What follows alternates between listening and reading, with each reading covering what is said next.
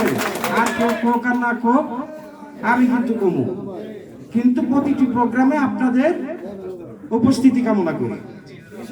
প্রতিটি প্রোগ্রামে আমি যেন মিন্টু ভাইকে পাই, আমি যেন আলমগীর ভাইকে পাই, আমি যেন আপনাদের অন্যান্য নেতৃবৃন্দদের পাই। যে যে ওয়ার্ডে প্রোগ্রাম হয়, যে যে এলাকায় প্রোগ্রাম হয়, যে যে ইউনিয়নে প্রোগ্রাম হয়, সেই সমস্ত ইউনিয়নের স্বেচ্ছাসেবক নেতৃবৃন্দ যেন উপস্থিত থাকেন, সেই সমস্ত ওয়ার্ডের স্বেচ্ছাসেবক নেতৃবৃন্দ যেন উপস্থিত থাকে।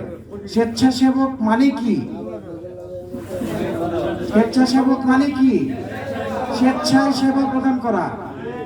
স্বেচ্ছায় কি সেবা প্রদান করা? মানুষের সেবা, জনগণের সেবা, নেতার সেবা, নেতৃবর্গের সেবা, নিজের দলের সেবা। বক্তব্য দেওয়ার কিছু নেই, আপনারা এখানে উপস্থিত হয়েছেন, সকলকে ধন্যবাদ দিয়ে এবং আজকের মিটিং পরিচালনা করার জন্য পৌর আহ্বায়ক আলমগীর হোসেন এবং পৌর সদস্য সচিব কাজী মহিদুলকে আমি নির্দেশ দিচ্ছি।